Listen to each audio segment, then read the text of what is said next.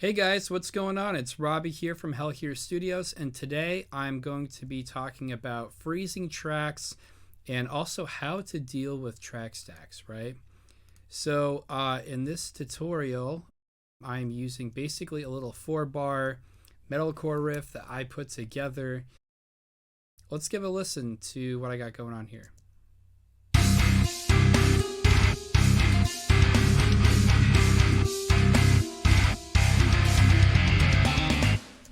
Hell yeah, that's what I'm talking about. So we got some drums, got some bass guitar, both MIDI.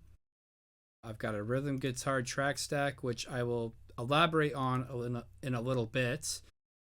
And I also got this cool little Apple loop, Persian Santoor, whatever the hell that is. Sounds cool though. Put a little bit of saucy reverb on it. Oh yeah, that's very nice. So yeah, so we got this going on here. And let's talk about freeze modes.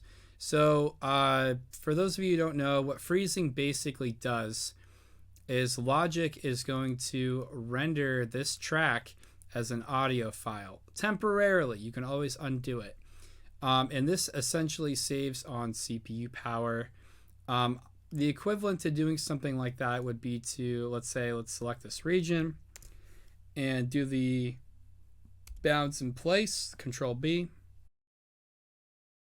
So this is exactly what freezing is doing under the hood. So we're basically turning off this track so it's not being, the MIDI data is not being registered.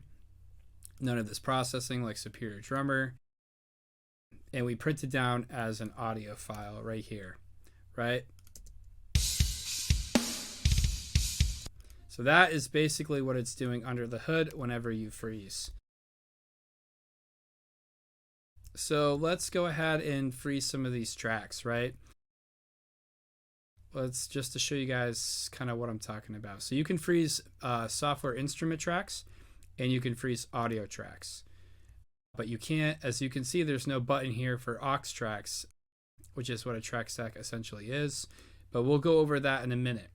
So in order to select multiple tracks, we're going to hold down Command and select everything that we want. We're going to enable freeze mode. And we're going to hit spacebar. And Logic is going to do its thing and freeze all these tracks. Depending on how much processing you have, this could take a while. So I recommend with bigger sessions doing one track at a time. All right, cool. So those are all frozen. In theory, this should all sound the same. Okay, cool. So it does. All right, so so these are all frozen down. And so we save some CPU power doing that. By the way, if you guys don't have this freeze button enabled, what you can do is right click or control click on the track itself, track header components, and make sure freeze is enabled, okay? That's how you get this button to show up. Now, there's two different types of freeze modes. If you go to the inspector window and go to track, you can see freeze mode. There's source only and pre-fader. So source, what source does is it only freezes the actual like regions and stuff like that. It doesn't mess with any of the processing, any of the plugins. Pre-fader will does exactly what it says. So anything pre-fader will be frozen. So the only thing you can theoretically control with pre-fader, which is what we have here, is the volume. That's the only thing that you're able to control. All right, cool. So let's look at the rhythm guitar now. So the track stacks, it's kind of annoying because there's no freeze option. I'm not sure why there wouldn't be, but I did find one workaround that I discovered on my own. Kind of invented it as far as I know. So you guys are going to learn something cool here. Just so we can see what source mode does, I can throw it on these guys right here, which are both actually, it looks like in source only mode anyway. But if I want to change it, again, go to the inspector window, go down to track, and you can change your freeze mode to source only. So source only, like I said, is only going to freeze these boys here. It's not going to freeze any of the plugins or any of that other stuff. And the color is blue. That's how you can tell the difference. So let's go ahead and freeze these puppies. Cool.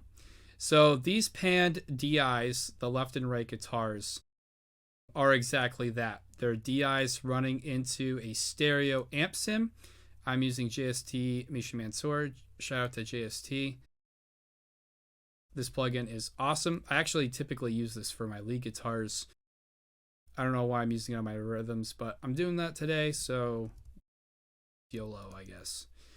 All right, so let's move on. If I bypass this, you're going to hear just the DIs. Cool. So exactly as expected, put the amp sim back on.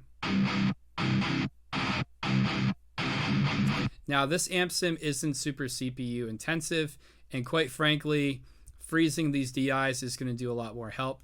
But in some cases, you're going to have track stacks that are super intensive on your CPU.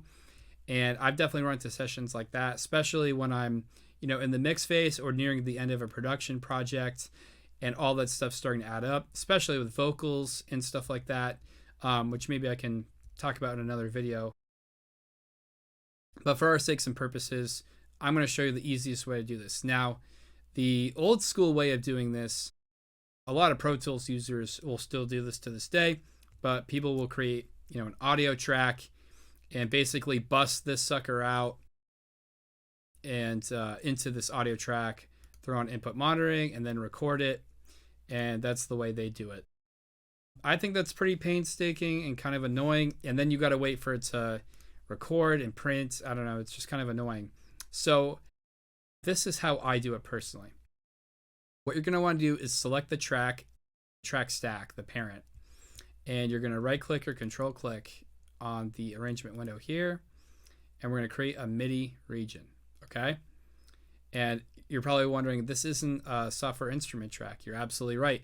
Why we can put a MIDI track here, I have no clue, but I'm not complaining. And this is how my idea works. So we have a MIDI region here. This should be sufficient, especially because, as you can see, I'm on the grid with everything. But as a failsafe, I really encourage you guys to give yourself a little bit of headroom, because sometimes with vocals and guitars, you might have a little, I just froze these so I can't edit them. But see, current track is frozen. No, I don't want to unfreeze it. So, if there's a little bit of overhang here, I like to just give myself some more headroom. It's a safety thing. So now, once you've created your MIDI region, what you're going to want to do is hit Control B to bounce in place. Make sure your settings are good. Create a new track, sure. Make sure normalize is off. Hit OK.